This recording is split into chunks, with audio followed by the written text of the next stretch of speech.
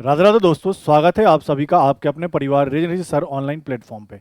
दोस्तों, आज की क्लास में अपन कंप्यूटर अनुदेशक का जो पेपर हुआ था 22 अगस्त को, पेपर फर्स्ट के अंदर देखा जाए तो मैथ के 21 क्वेश्चंस आए थे और सभी क्वेश्चंस के सॉल्यूशन को अपन डिटेल्स में देखने वाले हैं। चलिए सेशन की शुरुआत करते हैं, देखेंगे कैसे कैसे क्वेश्चंस आए थे और क्या उनका सॉल्यूशन हो सकता है। शुरुआत करते हैं क्वेश्चन नंबर फर्स्ट से। क्वेश्चन नंबर फर्स्ट डीआई का था और डीआई में भी बार ग्राफ था, बार ग्राफ आपको पढ़ा भी रखा था, तो इससे रिलेटेड भी एक क्वेश्चन पूछा गया। देखो क्वेश्चन क्या कह रहा है, पढ़ो। क्वेश्चन आपसे कह रहा है कि विभिन्न वर्षों में तीन कंपनी है एक्स वाई जेड के द्वारा कागज का उत्पादन कितने में दिया गया है, लाख और टन में दिया है। ठीक है, एक्स वाई जेड ये तीन कंपनी है और विभिन्न वर्षों में इनका क्या दिया गया है, उत्पादन दिया गया है। आगे क्या कह रहा है क्वेश्चन में कि 1998 से 2000 की अवधि में कंपनी एक्स के औसत उत्पादन और उसी अवधि में कंपनी वाई के औसत उत्पादन का अनुपात बताना है। आपको एक्स और वाई के एवरेज का क्या बताना है, रेशियो बताना है, यही बोल रहा है। और कौन कौन सी ईयर में, तो 1998 से 2000 तक। तो मुझे एक एक करके बताओ सर, कंपनी एक्स कौन सा है, ये ब्लू वाला, कंपनी वाई कौन सा है, ये ऑरेंज वाला। तो 98 से 2000 तक कंपनी एक्स का एवरेज निकाल लेंगे, कंपनी वाई का एवरेज निकालेंगे और दोनों का क्या लेंगे, रेशियो। अब मुझे एक बात बताओ, कंपनी एक्स का एवरेज कैसे निकालेंगे, तो राशियों का योग बटा राशियों की संख्या। तो मैं देखता हूं 1998 में कंपनी एक्स का उत्पादन कितना है, तो आपने कहा सर यह कितना है, देखो 30 और 20 के बीच में है, तो यह कितना है, 25 है। अगर मैं 1999 में देखूं तो कंपनी एक्स का उत्पादन कितना है, 50 है। और 2000 में देखूं तो कंपनी एक्स का उत्पादन कितना है, तो सर 40 है। तो मैंने कहा ये 25, ये 50 और ये 40। चूंकि एवरेज पूछ रहा है तो तीनों का भाग लगा देंगे। वैसे ही कंपनी वाई का इन तीनों ईयर में देख लेंगे। कंपनी वाई का यहां कितना है सर, 35 है, यहाँ कितना है सर, 40 है, और यहाँ कितना है, 50 है। तो आपने कहा कि सर कंपनी वाई का यह 35, यह 40 और यह कितना, 50, और भाग किसका लगाएंगे, 3 का। क्लियर है ना। हर एक ईयर का मैंने कंपनी एक्स और वाई का डेटा ले लिया। अब सर एवरेज निकालना है, तो सर ये 3 और 3 तो आपस में कैंसिल ही हो जाएगा, इनको मैं जोड़ लूँ, ये 90 और 25 कितना बनेगा सर, 115 बनेगा। और इनको मैं जोड़ूं, 90 और 35 कितना बनेगा, 125 बनेगा। मैंने काटा 5 से 2 बार, 5 से कितनी बार, 3 बार। फिर मैंने काटा 5 से 2 बार और 5 से कितनी बार, 5 बार। तो मैंने कहा एक्स और वाई का एवरेज का जो रेशियो है वह कितना होगा, 23:5। 23:5। ऑप्शन नंबर ए क्वेश्चन का क्या है, बिल्कुल ही करेक्ट उत्तर।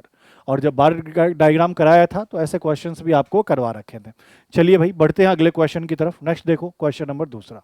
अब ये रेशियो का क्वेश्चन है, बहुत आसान सा क्वेश्चन है, सिंपल। आपको परसेंटेज बढ़ाकर नया रेशियो बताना है। ऐसे क्वेश्चन भी हमने कर रखे हैं। क्या कह रखा है कि ए बी सी के वेतन का अनुपात दिया है। तो मैंने कहा 3 लोग हैं, ए है, बी है और सी है। इनके वेतन का रेशियो कितना है, 2 है, 3 है और 5 है। तो मैंने कहा था ना कि आप चाहो तो सब में 100 का गुना कर लो ताकि कैलकुलेशन क्या बन जाए, आसान। 2 3 5 में मैंने 100 का गुना कर लिया तो पता चला ए का वेतन 200, बी का 300 और सी का कितना, 500।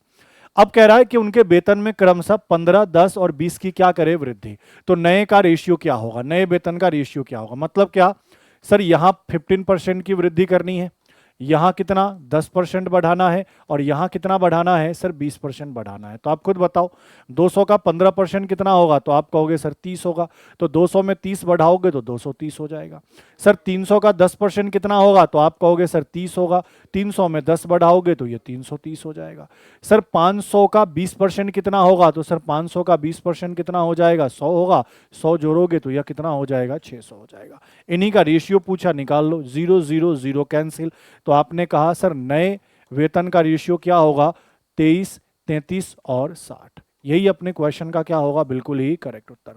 ऑप्शन नंबर ए क्वेश्चन का सही उत्तर होने वाला है। क्लियर है भाई मेरे। चलिए अगले को देखिए। अब ये आयु के क्वेश्चन थे, एज वाले क्वेश्चन थे और आसान से क्वेश्चन है, ज्यादा टफ नहीं है। देखो क्वेश्चन क्या कह रहा है। एक पिता ने अपने बेटे से कहा, तुम्हारे जन्म के समय मेरी उम्र उतनी ही थी जितनी तुम्हारी अभी है। समझ गए, मतलब क्या कह रहा है, समझना। मैं प्रेजेंट की पहले बात करता हूं, वर्तमान की बात करता हूं। इधर मैं पिता की बात करता हूं, इधर मैं बेटे की बात करता हूं। मैं मान लेता हूं कि वर्तमान में बेटे की उम्र क्या है, एक्स है। तो जन्म के समय बेटे की उम्र क्या रही होगी, 0 वर्ष। इसमें कोई दिक्कत है तो बताओ। कि मैंने कहा कि वर्तमान में बेटे की उम्र मैंने क्या माना, एक्स माना, तो बेटा जन्म के समय क्या रहा होगा, 0 वर्ष का रहा होगा। अब देखो क्वेश्चन में क्या कह रहा है, पिता कह रहा है बेटे से कि तुम्हारे जन्म के समय मेरी उम्र उतनी ही थी जितनी तुम्हारी अभी है। मतलब अभी जो बेटे की उम्र है यही उम्र पिता की कब थी, जब बेटे का जन्म हुआ था, मतलब पास्ट में। क्लियर है ये बात है। अब आगे क्या कहा, अभी पिता की उम्र कितनी है, 38 है। प्रेजेंट में पिता की उम्र कितनी है, 38 है। तो बताना है 5 साल पहले बेटे की उम्र क्या थी। तो मुझे एक बात बताओ, आप खुद सोच के देखो। सर पहले बेटा का जब जन्म हुआ तो वो 0 वर्ष का होगा, और आज बेटा कितने का है, x वर्ष का। तो यहां कितने की वृद्धि हो गई, x की। तो सर पिता के भी आयु में भी x की वृद्धि होगी। तो आपने कहा पिता पास्ट में x के थे, x बढ़ गया, तो टोटल आयु कितना होगा, 2x। और इसी 2x का मान कितना है, 38 है। तो x का मान यहां से कितना आया, 19। अगर x का मान यहां से 19 आया तो समझ में आ गया कि बेटा अभी 19 का है, और पिता जन्म के समय, बेटे के जन्म के समय कितने के थे, 19 के था। तो हमसे क्या पूछा, 5 साल पहले बेटे की उम्र। तो सर बेटा अभी 19 का है, 5 साल पहले बात करें तो 5 कम कर दो तो कितने वर्ष का होगा, 14 का। ऑप्शन नंबर सी अपने क्वेश्चन का क्या होगा, बिल्कुल ही करेक्ट उत्तर। क्वेश्चन ज्यादा टफ नहीं थे, बिल्कुल बेसिक बेसिक क्वेश्चन था। जिन्होंने हर टॉपिक का बेसिक भी किया होगा उनके सारे क्वेश्चन सॉल्व हो गए होंगे। देखो क्वेश्चन क्या कह रहा है, किसी वृत्त का एरिया दिया है, क्षेत्रफल दिया और उसका परिमाप निकालना है। आप सभी जानते हैं सर वृत्त का एरिया यहां पे कितना दिया है, 154। सर वृत्त का एरिया क्या होता है, pi r square. Pi r square का मान दिया है 154। अब मुझे पता है सर पाई का मान क्या होता है, 22/7, और ये त्रिज्या का स्क्वायर बराबर कितना, 154। सीधा सीधा दिख रहा है सर 22 से यह वैल्यू कितनी बार में कटेगा, 7 बार में। तो मैं त्रिज्या का स्क्वायर, रेडियस का स्क्वायर क्या कहूंगा, 7 में 7 का गुना 49। तो यहां से त्रिज्या कितना निकल कर आएगा, 7। इसमें कोई दिक्कत है तो बताओ। अब हमसे कह रहा है कि परिधि बताएं वृत्त की। तो वृत्त की परिधि मैंने आपको क्या याद करवाया है, 44/7r। तो आपने कहा सर 44/7 और त्रिज्या का मान कितना, 7। 7 से 7 कटेगा तो वृत्त का जो परिधि होगा या सरकमफ्रेंस होगा वह कितना होगा, ऑप्शन नंबर ए 44 सेंटीमीटर। बताओ, बिल्कुल बेसिक बेसिक क्वेश्चन है, जबकि मैंने तो इससे ज्यादा ही लेवल आपको करा रखा है। क्लियर है ही बातें। चलिए भाई अगले को देखिए, क्वेश्चन नंबर 5। अब ये बताओ एलसीएम एचसीएफ का है, ये वाले टाइप भी आपको करा रखे हैं। अब बहुत आसान सा है, क्या कह रहा है, दो संख्याओं का एचसीएफ दिया है 11, एलसीएम दिया है 7700, और एक संख्या दिया है 275। तो दूसरी संख्या निकालनी, याद है बताया था कि पहली संख्या और दूसरी संख्या इन दोनों को गुणा करेंगे तो इन दोनों के एलसीएम और इन दोनों के एचसीएफ के गुना के क्या होगा, बराबर। तो मुझे एक बात बताओ, एलसीएम क्वेश्चन में 7700 दिया, एचसीएफ क्वेश्चन में 11 दिया। पहली संख्या मुझे पहले से पता है 275, दूसरी संख्या में x मान लूं तो क्या x का मान निकाला जा सकता है, बिल्कुल। सर सबसे पहले बताओ 11 से ये वैल्यू कट जाएगा, 11 का 2 गुना और 11 का 5 गुना, 25 बार। 25 से अब मैं इस वैल्यू को काटूंगा तो x का मान आएगा, बताओ 25 का 3 गुना 75, कितना बचेगा 20। एक जीरो हटाऊंगा तो जीरो और बैठा दोगे तो 200, और 25 का 8 गुना कितना, 200। तो आपने कहा सर x का मान 308, कहने का मतलब दूसरी संख्या 308। बिल्कुल बेसिक बेसिक क्वेश्चन था, आप आसानी से कर सकते थे, और 21 क्वेश्चन कम नहीं होते। हाँ अब ये एक प्रॉबिलिटी है, प्रॉबिलिटी आपके सिलेबस में भी नहीं था लेकिन पूछा गया है, तो क्या कर सकते हैं, चलिए बताते हैं क्या कह रहा है। रैंडम रूप से चुने गए एक साधारण गैर लीप वर्ष में, नॉर्मल ईयर की बात कर रहा है। कौन सी ईयर की बात कर रहा है सर, नॉर्मल ईयर की। एक लीप ईयर होता है और एक नॉर्मल ईयर होता है। आप सभी जानते हैं सर नॉर्मल ईयर में टोटल कितने दिन होते हैं, 365 दिन होते हैं। और इस 365 दिन में आपको पता होना चाहिए 52 तो वीक होते हैं, 52 क्या होते हैं, सप्ताह। और एक दिन क्या होता है, एक्स्ट्रा। बोलो हाँ या ना, ये वाली बात आपको पता होनी चाहिए कि नॉर्मल ईयर में 365 दिन होंगे, इस 365 में 52 तो वीक होंगे और एक दिन क्या होगा, एक्स्ट्रा होगा। तो हमसे क्या कह रहा है कि नॉर्मल ईयर में 53 रविवार होने की प्रोबेबिलिटी। अच्छा सर प्रोबेबिलिटी क्या होता है, प्रायिकता क्या होता है, जब भी प्रोबेबिलिटी निकालते हैं तो नीचे तो टोटल आउटकम होता है जिसको हम एनएस लिखते हैं, और ऊपर फेवरेबल आउटकम होता है जिसको हम क्या लिखते हैं, एनई। टोटल मतलब कितने और क्या तुमको लाना है वो ऊपर, ठीक है, टोटल नीचे और ऊपर क्या, फेवरेबल। अब हमसे क्या कह रहा है कि हमें 53 रविवार होने की प्रोबेबिलिटी निकालनी है। तो सबसे पहले एक बात बताओ, अगर ये 52 वीक है 365 दिन में तो 52 रविवार तो होगा, क्योंकि एक वीक में 7 दिन होते हैं और हर एक दिन इसमें आ जाएगा। तो इसमें संडे भी आ जाएगा, क्योंकि संडे की बात हो रही तो संडे तो आ जाएगा। बोलोगे जी सर, तो 52 संडे तो फिक्स है कि यहाँ आ ही गया। अब ये जो एक दिन एक्स्ट्रा है, अब ये एक दिन क्या हो सकता है, संडे हो सकता है, जी सर बिल्कुल हो सकता है। ये एक दिन कोई भी हो सकता है, संडे हो सकता है, मंडे हो सकता है, ट्यूसडे हो सकता है, वेडनेसडे हो सकता है, सातों में से कोई दिन हो सकता है। तो मैं से यही बोला कि सर 53वें रविवार होने की, 53 रविवार होने की क्या प्रोबेबिलिटी है। तो आपने कहा सर एक एक दिन एक्स्ट्रा बचा एक, और टोटल कितने में से, तो आपने कहा 7 दिन में से, तो 1/7 ही इसकी क्या होगी प्रोबेबिलिटी, कि 53वां रविवार होने की प्रोबेबिलिटी क्या होगी 1/7, मतलब 7 दिन में से कोई भी एक दिन क्या हो सकता है, संडे हो सकता है। क्लियर यही बात। चलिए अगले को देखते हैं, क्वेश्चन नंबर 7। अब ये त्रिभुज का बहुत आसान सा क्वेश्चन है, 2D का तो इससे भी अच्छा अच्छा क्वेश्चन करा है। क्या कह रहा है, त्रिभुज का परिमाप दिया है 100 सेंटीमीटर। मैंने क्या बोला है, किसी भी आकृति का परिमाप निकालना है तो सभी भुजाओं को जोड़ दो। तो त्रिभुज है, 3 भुजा होंगी, तीनों भुजाओं को जोड़ेंगे वही तो परिमाप होगा। बोलोगे जी सर, और यही क्वेश्चन में आपको कितना दिया है परिमाप, तो सर 100 दिया है। बोलोगे जी सर। अब कह रहा उनकी 2 भुजाएं, पहली भुजा कितनी है 30, दूसरी भुजा कितनी है 40। मैं मान लेता हूं तीसरी भुजा 100 क्या होगा, तो सर 30 + 40 प्लस तीसरी भुजा सी, ये किसके बराबर, सी के, 100 के बराबर। तो 100 में से आप क्या घटा दोगे 70, तो आपने कहा सर तीसरी भुजा भी कितनी होगी 30। क्या बात क्लियर है। परिमाप 100 दिया था जिसमें से 2 भुजा पहले से पता था 30 और 40, 70, तो तीसरी भुजा 30 ही होंगी, तभी तो टोटल 100 होगा। क्लियर है। चलिए आगे बढ़ते हैं, अगले को देखो। अब ये एवरेज का क्वेश्चन है। अब एवरेज का क्वेश्चन भी तो आपको पहले पता होना चाहिए कभी भी, और ये चीज लिखाया भी होगा एवरेज पढ़ाया है तो। प्रथम एन नेचुरल नंबर की बात करें, किसकी बात करें, नेचुरल नंबर। प्रथम एन प्राकृत संख्या का अगर मुझे औसत निकालना होता है तो औसत निकालने का डायरेक्ट तरीका आपको लिखाया भी था ये यूट्यूब की क्लास में भी, n+1/2। अब उसी से क्वेश्चन बन गया कि यदि पहली एन प्राकृत संख्याओं का माध्य कितना है, एवरेज कितना है 3n/5 है। इसका मतलब क्या है कि सर ये जो n+1/2 है इसका मान क्या दिया है 3n/5 दिया है। तो यहां से हमें n का वैल्यू निकालना है, निकाल लो ना। सर इसको इससे गुना करेंगे 5n प्लस कितना आएगा 5, और इसको इससे गुना करेंगे 6n आएगा। तो ये प्लस का 5n इधर माइनस का होगा, तो मैं 5 इक्वल टू क्या कह सकता हूं n। तो n का मान क्या आ गया 5। बोलो हाँ या ना। तो जो जो टॉपिक पढ़ाया उसके क्वेश्चन तो आपको बहुत बेसिक बेसिक देखने को मिले हैं, लेकिन कुछ टॉपिक एक्स्ट्रा भी आए हैं। जैसे सर किसके क्वेश्चन, तो प्रोबेबिलिटी के क्वेश्चन एक्स्ट्रा आ गए, कई मीन मोड मीडियन के क्वेश्चन एक्स्ट्रा आ गए, ये सब आपको एक्स्ट्रा पूछा गया है। जैसे देखो क्या कह रहा है, 3/5 और 4/5 के बीच की कितनी परिमेय संख्या, आपसे कह रहा है 3/5 और 4/5 के बीच में, इनके बीच में कितनी रेशनल नंबर है, कितना रेशनल नंबर आ सकता है, तो बहुत सारे आ सकते हैं। कोई काउंटिंग है क्या, नहीं। तो आप कहोगे सर अनंत। कितने आ सकते हैं अनंत, तो कैसे, तो जरा चेक भी करो। सर ये 0.6 होगा, बोलो हाँ या ना।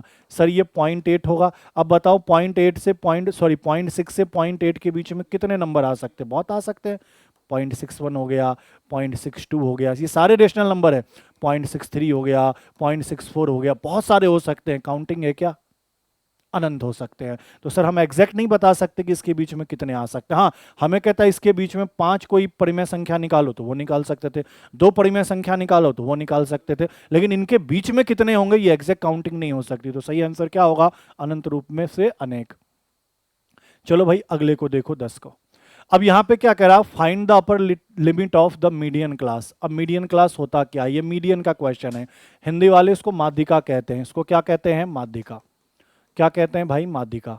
आपको माध्यिका वर्ग निकालना है। मीडियन क्लास को हिंदी में क्या कहते हैं, माध्यिका वर्ग। तो सबसे पहले आपको माध्यिका निकालना आना चाहिए, उसके ऊपर ही ये पूरा क्या है क्वेश्चन है।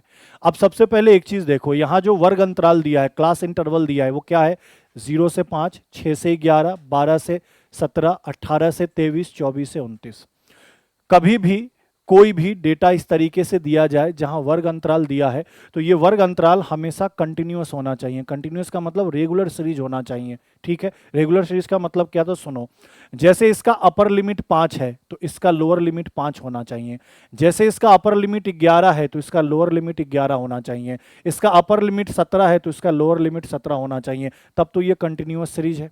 और कंटिन्यूअस सीरीज है तभी आप मीडियन, मोड या फिर आप मीन निकाल सकते हो। कंटिन्यूस सीरीज नहीं है तो नहीं निकाल पाओगे। तो सबसे पहले इसको कंटिन्यूस सीरीज में बदलना पड़ेगा, अगर नहीं है तो बदलो। अब कैसे बदलोगे तो सीखो।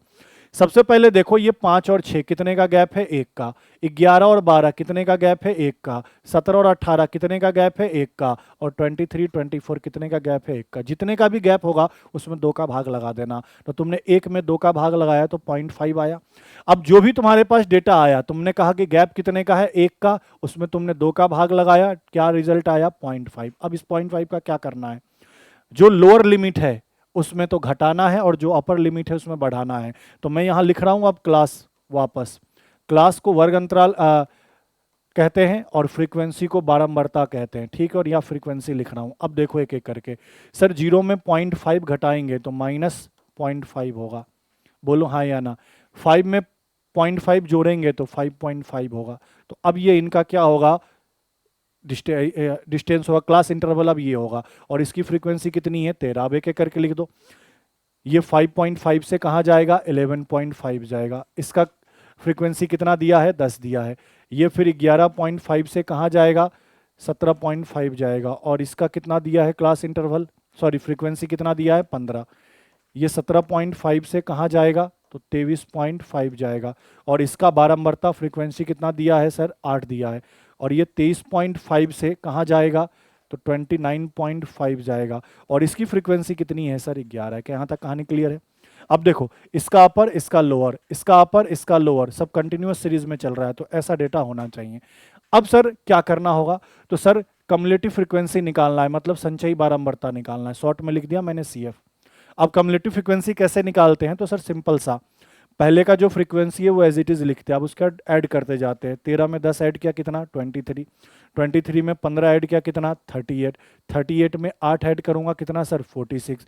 46 में 11 ऐड करूंगा कितना, 57।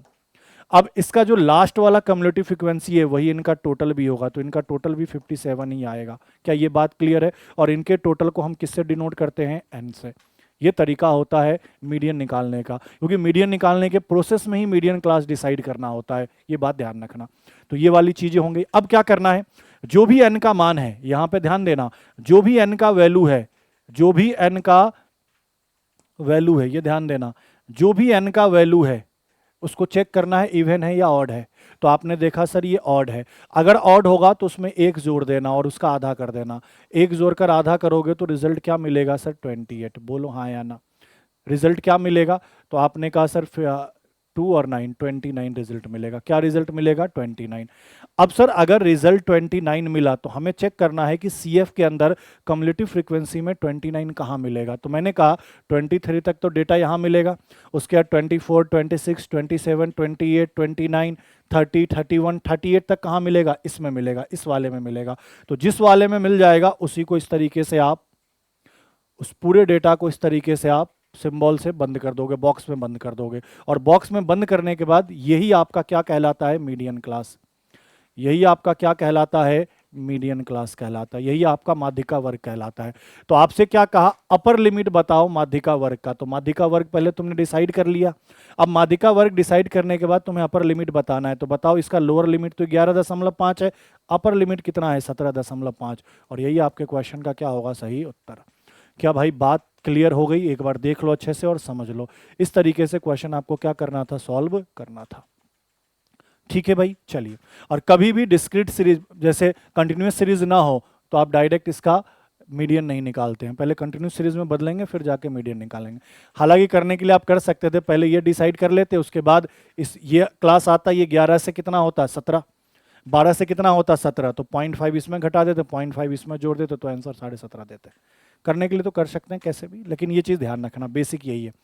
चलिए भाई आगे बढ़ते हैं। क्वेश्चन नंबर 11 क्या कह रहा है, 1 से 20 तक की संख्या वाले टिकटों को मिला दिया जाए, फिर रैंडम रूप से एक टिकट निकाला जाए।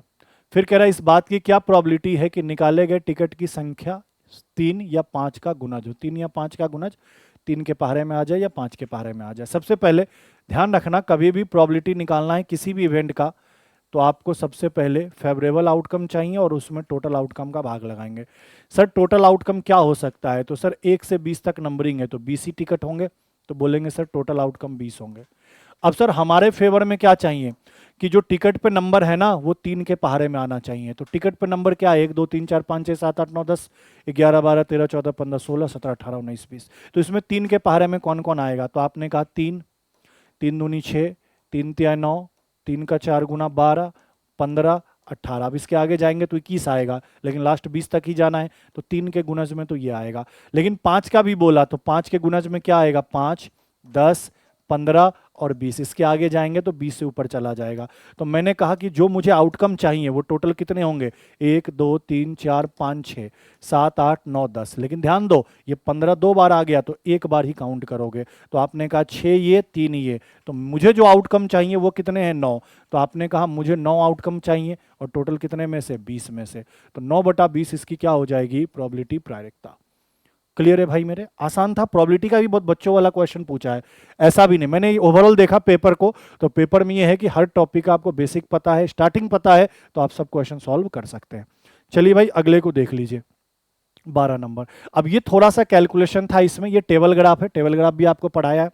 बस क्वेश्चन को पढ़ लीजिए, निर्देश को पढ़ लीजिए। क्या कह रहा है, बहुत बच्चे अगर इसको इसमें निर्देश को नहीं पढ़े होंगे ना, डायरेक्शन को नहीं पढ़े होंगे तो गलती कर सकते थे। कैसे, तो देखो क्या कह रहा है, निम्नलिखित तालिका एक परीक्षा में 6 अलग अलग सब्जेक्ट है कि 7 छात्रों द्वारा प्राप्त अंकों का प्रतिशत देती है। मतलब ये जो डेटा दिया है ना, ये 90 100 90 80 80 70 65, ये परसेंटेज में वैल्यू दिया है। ये वाली बात ध्यान रखना, बहुत बच्चे इसको इग्नोर कर गए तो गलत हो सकता है। आगे क्या कह रहा है, दिए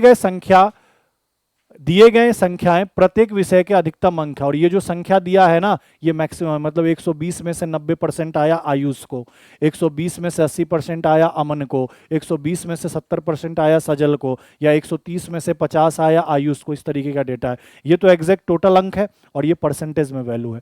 आगे क्या कह रहा है, अब यहां क्वेश्चन है, भौतिकी की बात कर रहा है, फिजिक्स की बात कर रहा है। फिजिक्स में सभी छात्र द्वारा प्राप्त एवरेज बताएं। तो सर फिजिक्स यहां है। अब इसकी बात कर रहा है कि इनमें जितने भी छात्र ने नंबर लाए हैं, जैसे देखो आयुष 90% लाया है, अमन 80 लाया है, सजल 70 लाया है, तो जितने जितने परसेंट आए हैं ना, इनका मुझे क्या बताना है, एवरेज। तो सर एवरेज कैसे बताएंगे, तो सबसे पहले एग्जैक्ट नंबर निकाल लेते हैं, यही निकाल लेते हैं। ठीक है, बताओ सर 120 का 90% कितना होगा। तो सर 0 0 कट जाएगा, 12 नमा 108 होगा, आसान था। 120 का 80% क्या होगा, तो 0 0 कट जाएगा, 12 का 8 गुना कितना होगा, 96। 120 का 70% क्या होगा, 2 0 कट जाएगा, 12 का 7 गुना कितना, 84। 120 का 80% कितना, 96। अब 85% निकालना है, तो 80% तो 96 होगा और 5% कितना हो जाएगा, 6। तो 96 में 6 जोड़ दोगे तो 102। सर अब इसका 65% निकालना है, तो 12 छक 72, 60% निकालूंगा तो 72, और 120 का 5% निकालूंगा तो 6, 72 और 6 कितना हो जाएगा, 78। सर 120 का 50%, 50% मतलब आधा, 60। मतलब आयुष को 108 नंबर मिला, अमन को 96, ये सजल का, ये रोहित का, ये मुस्कान का, ये तन्वी का और ये तरुण का। ये परसेंटेज में डेटा था, इस बात की को इग्नोर नहीं करना, क्योंकि ऊपर डायरेक्शन में दे दिया था। अगर डायरेक्शन आप नहीं पढ़ने की आदत नहीं है तो गड़बड़ कर सकते थे। अब मुझे बताना इनका एवरेज, तो लो ना यहीं टोटल कर लेते हैं, ये टोटल नंबर हो जाएंगे और टोटल स्टूडेंट की संख्या से भाग लगा देंगे, एवरेज आ जाएगा। चलिए सर 8 6 14, 14 और 4 18, 18 और 6 24, 24 और ये 10, 24 और 10 34। ठीक है, कैरी कितना बचा, 3। अब एक एक करके बोलो, 7 और 6 13 हो जाएगा। ठीक है, 13 में अगर मैं 9 जोड़ दूं तो कितना हो जाएगा, 22 हो जाएगा। 22 में मैं 8 जोड़ दूं तो 22 और 8 30 होगा। 30 में अगर 9 जोड़ दूं तो 39 होगा। 39 में 2 जोड़ दूं तो 42 होगा। और कितना बचा, 4, 1 1 2 और ये 6, 624। तो टोटल नंबर कितने हैं, 624। और मुझे अगर इनका एवरेज बताना है तो टोटल स्टूडेंट कितने हैं, 7, 7 से काट दो। 7 का पहाड़ा कितनी बार पढ़ना पड़ेगा, 8 बार, और 8 बार एक ही ऑप्शन है, ऑप्शन नंबर डी। मतलब इसको काटेंगे तो 89.4 आएगा ही आएगा। क्लियर है भाई मेरे, थोड़ा सा इसमें आपको कैलकुलेशन करना था, बाकी और आसान था। चलिए अगले को देखिए। अब ये पाई चार्ट है, कितना आसान पाई चार्ट है। जब पढ़ा रहा था आपको डीआई तो बच्चे बोलते इतना आसान भी आएगा क्या। आप देखो कितना आसान पेपर का लेवल आया है। मैंने तो फिर भी बहुत ज्यादा करा दिया था। क्या कह रहा है, यदि एक दिन में कुल 1200 किलोग्राम फल बेचे गए, टोटल कितने फल बेचे गए, 1200 केजी फल बेचे गए, तो संतरे और अंगूर की बिक्री के बीच अंतर बताओ। संतरे मतलब ऑरेंज और अंगूर मतलब ग्रेप्स, इनके बीच का अंतर बताना है। तो बताओ ना कितना अंतर है, 5% का। तो निकाल दो इसका 5%, 2 जीरो से 2 जीरो, 12 पंचे 60 केजी। बोलो ऐसे क्वेश्चन कराए थे इतने इजी इजी भी, बोलोगे जी सर कराए थे। अब जाके देखना वापस, और जो अपना कमेंट है उसको वापस ले लेना। ठीक है, चलो बढ़ते हैं अगले क्वेश्चन में। क्या कह रहा है, इनको सरल करें। अब देखो इस लेवल के भी सरलीकरण मैंने करा रखे हैं, मतलब जो जो टॉपिक मैंने कराए हैं उसमें वही लेवल कराया था जो कंप्यूटर अनुदेशक में आ रहा है। ठीक है, तो पेपर का पता होता है कि किस लेवल का पेपर पूछा जाएगा। चलिए भाई बढ़ते हैं, इनको सॉल्व करना है। तो सबसे पहले ब्रैकेट का काम करेंगे, उसमें भी सबसे पहले छोटी ब्रैकेट का काम करेंगे। 3 में से 2 घटाऊंगा 1 होगा। फिर ये मध्यम वाले ब्रैकेट का काम करेंगे तो 5 में से 1 घटाऊंगा 4 होगा। फिर ये बड़ी वाले ब्रैकेट का काम करेंगे तो 10 में से 6 घटाऊंगा 6 होगा। यहाँ तक तो 6 आया।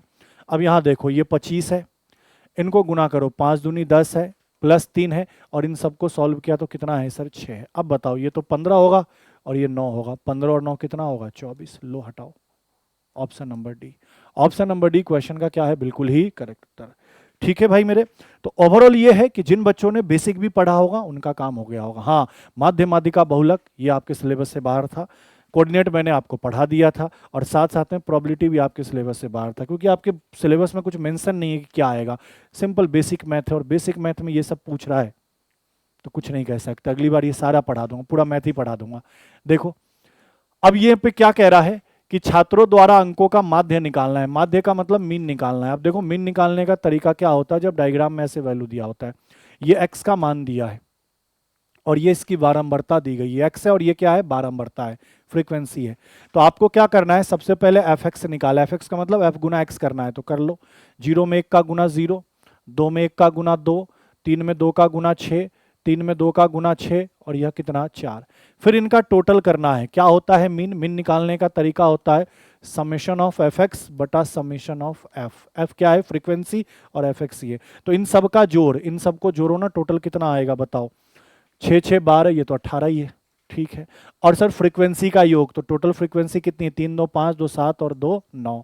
तो आपने कहा कि सर टोटल एफ एक्स का योग कितना है 18, और एफ का योग कितना है 9। 9 से काट दिया कितनी बार, 2 बार।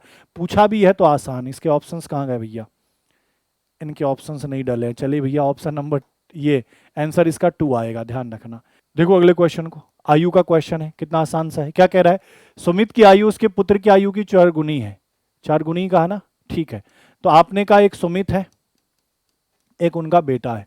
अगर इसकी आयु x है तो इसकी आयु कितनी है 4x है। फिर क्या कह रहा है, 5 वर्ष पहले उसकी पुत्र की आयु जितनी, उसकी पुत्र की जितनी आयु थी, सुमित की आयु उसकी आयु की क्या है 9 गुनी है। तो 5 वर्ष पहले कह रहा है, तो 5 वर्ष पहले सुमित कितने का होगा 4x माइनस 5 का, और बेटा कितने का होगा x माइनस 5 का। अब क्या कह रहा है, सुमित की आयु उसके बेटे की आयु की क्या थी 9 गुनी थी। यही तो बोल रहा है। बोलोगे जी सर, सॉल्व कर लो।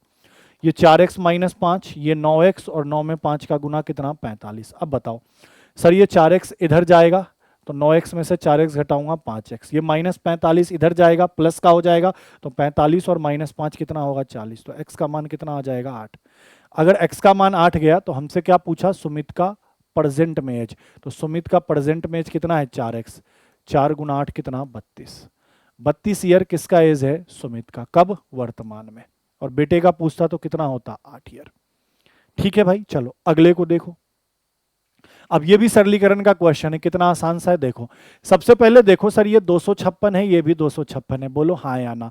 तो आपको मैंने ये चीज पढ़ा रखा था ना, ए का घात n गुना ए का घात m। अगर आधार बराबर है, बीच में गुना का चिन्ह है, तो पावर को आपस में जोड़ देते हैं। बोलोगे जी सर, लीजिए सर वही रूल लगाना है। सर 256 का 256 लिख दें और इनके पावर को जोड़ दें। तो भैया देखा जाए तो 0.16 है और 0.09 है, तो कोई बता सकता है ये 0.25 होगा, क्योंकि 16 9 25 होता है, 25 में 2 अंक बाद दशमलव बैठा दो। क्या इसमें कोई दिक्कत? अच्छा कोई ये भी बता सकता है कि सर 0.25 का मतलब क्या हुआ? सर 0.25 का मतलब 1/4 हुआ। नहीं, क्योंकि 25/100 करता, 25 से काटता 1 बार और 4 बार। बोलोगे जी सर। अब मुझे ये भी पता है कि सर 256 को मैं क्या लिख सकता हूं, तो 4 का पावर 4 लिख सकता हूं, और इसके ऊपर पावर 1/4 है, तो ये 4 से 4 कट जाएगा, रिजल्ट कितना बच जाएगा 4। 256 को लिख सकता हूं ना 16 का स्क्वायर। 16 किसका स्क्वायर होता है 4 का स्क्वायर, मतलब 4 का पावर 4 256, और 1/4 पावर था, 4 से 4 कटा, रिजल्ट क्या मिला 4। ठीक है, अब लेवल देख लो तुम खुद ही। अब ये देखो कोऑर्डिनेट में ये समझाया था कि कई बार ऐसे कह देगा कि 4 कोऑर्डिनेट दे के बोलेगा कि बताओ कौन सा त्रिभुज है या चतुर्भुज है, कैसे भी पूछ सकता है, ऐसे भी क्वेश्चन करा रखे हैं। अब देखो आपको कोऑर्डिनेट के 4 पॉइंट दे दिए, -1 -2 1 0 -1 2 -3 0। अब आपको बताना है ये कौन सा चतुर्भुज है, लेकिन चतुर्भुज कौन सा है उसको बताने के लिए पता तो होना चाहिए कि चतुर्भुज का फीचर्स क्या होता है। आयत कौन होता है? आमने सामने की भुजा बराबर और दोनों विकर्ण बराबर। वर्ग क्या होता है? चारों भुजा बराबर, उनके विकर्ण बराबर दोनों। समचतुर्भुज चारों भुजा तो बराबर होगा लेकिन विकर्ण दोनों बराबर नहीं होगा। समांतर चतुर्भुज आमने सामने का भुजा बराबर होगा लेकिन विकर्ण बराबर नहीं होगा। तो अब इस हिसाब से चेक करना होगा। तो जैसे चार कोऑर्डिनेट पॉइंट दे दिए, 1 2 3 और 4, इनको मिलाकर मुझे चतुर्भुज बना देना है। बना दिया। ये पॉइंट ए है, ये पॉइंट बी है, ये पॉइंट सी है, ये पॉइंट डी है। तो पॉइंट ए का कोऑर्डिनेट है -1 -2, पॉइंट बी का है 0 1 और 0, पॉइंट सी का है -1 और 2, और पॉइंट डी का है -3 और 0। सर इनके विकर्ण क्या होंगे? तो एक विकर्ण बी डी होगा और एक विकर्ण ए सी होगा। तो चलो सर पहले तो भुजा चेक करते हैं, भुजा ए बी चेक करो। अच्छा कैसे चेक करते हैं? डिस्टेंस फॉर्मूला से। ये चीज़ भी आपको पढ़ा रखा है। डिस्टेंस फॉर्मूला क्या होता है? Root under x1 minus x2 का होल स्क्वायर और प्लस क्या y1 माइनस y2 का होल स्क्वायर। ये पढ़ा रखा, जाके सब चेक कर लो। जो जो बोला ना पढ़ा रखा है वो जाके चेक कर लेना हैंड टू हैंड ही। जो नहीं पढ़ाया वो तो अलग बात है। अब देखो इनको सॉल्व करोगे तो सर x1 कितना है? -1, माइनस में एक में एक घटाओगे तो -2, और -2 का स्क्वायर 4 लिख दूं क्या? बोलोगे जी सर। -2 में 0 घटाओगे तो -2, और -2 का स्क्वायर क्या लिख दूं? 4। तो रिजल्ट कितना आएगा? Root under 8। ठीक है। अब बीसी का मान निकाल लेते हैं। सभी भुजा निकालनी पड़ेंगी तभी डिसाइड होगा कौन सा चतुर्भुज है। तो 1 में -1 घटाओगे तो क्या होगा? प्लस का 2, 2 का वर्ग कितना होगा? 4। 0 में तुम 2 घटाओगे तो -2 का वर्ग कितना होगा? 4। तो रिजल्ट कितना आएगा? रूट 8। अब सी डी का मान निकाल लो। सर सी डी का मान क्या होगा?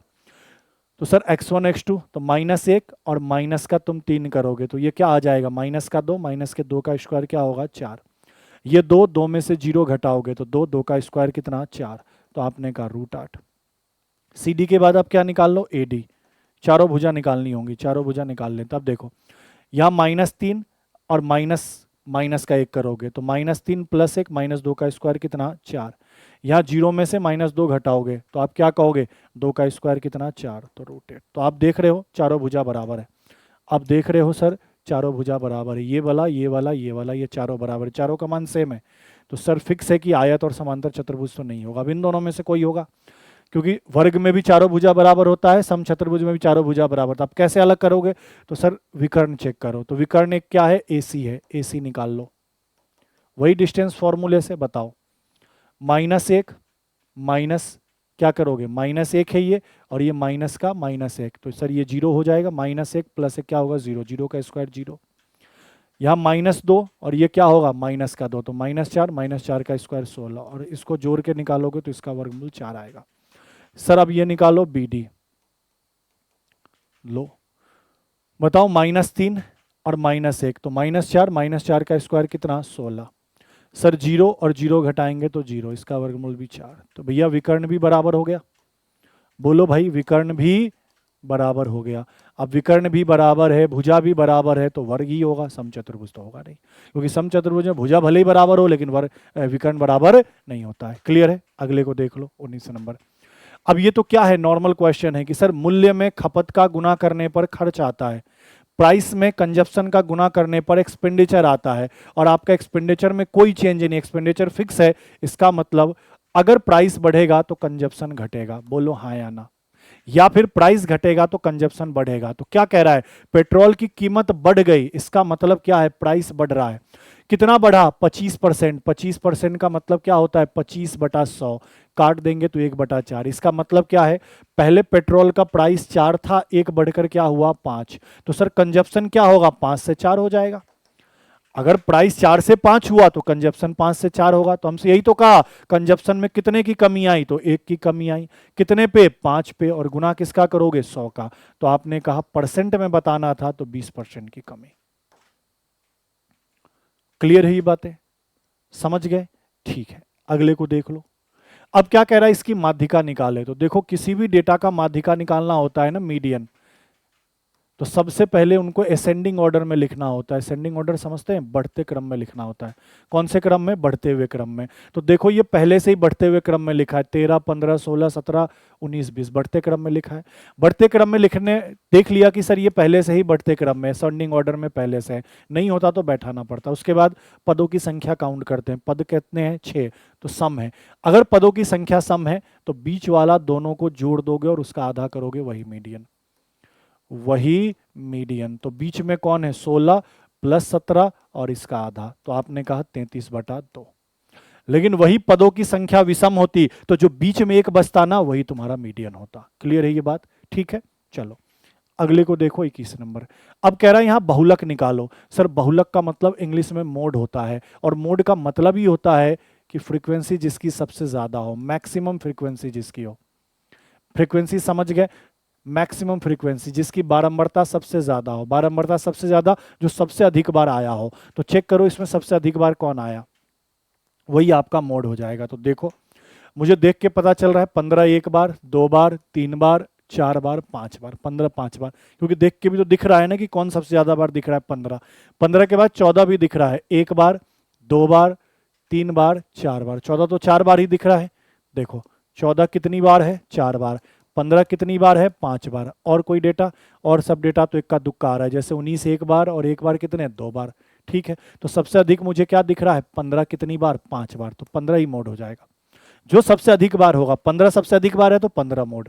क्लियर है? तो ये आपका मोड निकालने का तरीका था। और यही 21 क्वेश्चन आपके थे जो कि ज़्यादा हार्ड नहीं थे। हाँ, आउट ऑफ सिलेबस कह दो तो 2 टॉपिक आपके आए थे, एक तो प्रोबेबिलिटी के क्वेश्चन और एक किसके, तो आप कहोगे मीन मोड मीडियन के। बाकी सब कुछ आपको पढ़ाया हुआ था, कोर्स में कराया हुआ था, और वो भी आप यूट्यूब पे नहीं बोलते सर ये आएगा वो आएगा, तो क्या पता प्रोबेबिलिटी भी पढ़ा दिया होता। ठीक है ये बातें। तो एक बार इन सभी सॉल्यूशंस को देख लीजिएगा और दोस्तों में अपने शेयर कर दीजिएगा। मिलते हैं आपसे अगली क्लास में। आज के लिए इतना ही। थैंक यू, धन्यवाद।